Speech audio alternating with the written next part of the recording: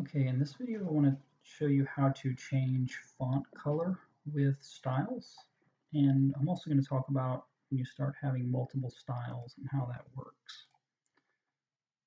So just for simplicity's sake, let's just change the color of this thing up here, all right?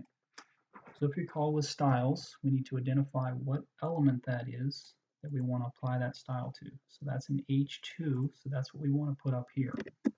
Right? In our style, we're going to have H2 and then the curly brackets. And any code we put in here is going to affect the H2s that are in this document. Okay. From there, the code to change the color is very simple. It's just the color property, colon space, and then let's go with a bold color like red. All right. So again, I put 4 spaces here, and then we've got property, colon space, value, and then don't forget the semicolon when you're doing styles. All right, so the property is color, value is red. Let's try that. Right, and that only applied, so all this didn't change. It was just the H2 because that's what we referred to in the style.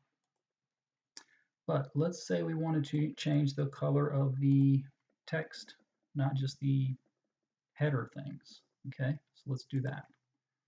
So all the text in this document is in a p tag.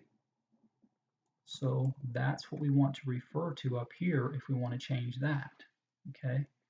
And this is what I get talked about with multiple styles. So now up here, we're going to create a separate little spot for our paragraph styles, right? So we've got a P, which means some element in our page that we want to apply a style to.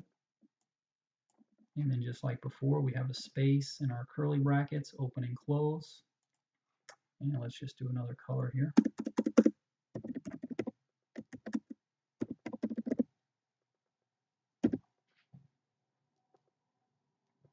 So that will be red, and all the paragraphs should be green according to the way we've structured this style code.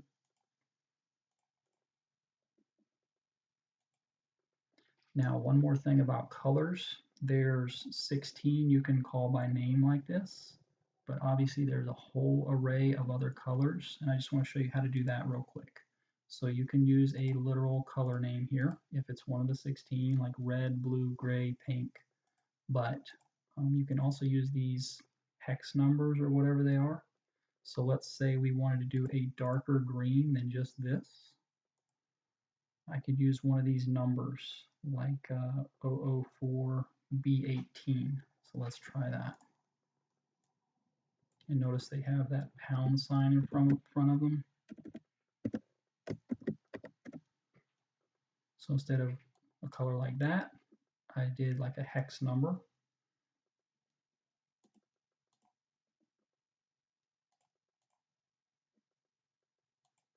Not much different, but it's a darker green, okay? So you can use a wide variety of colors other than just the 16 by doing pound sign and then the hex number, and you can play with those colors till you get your color just right.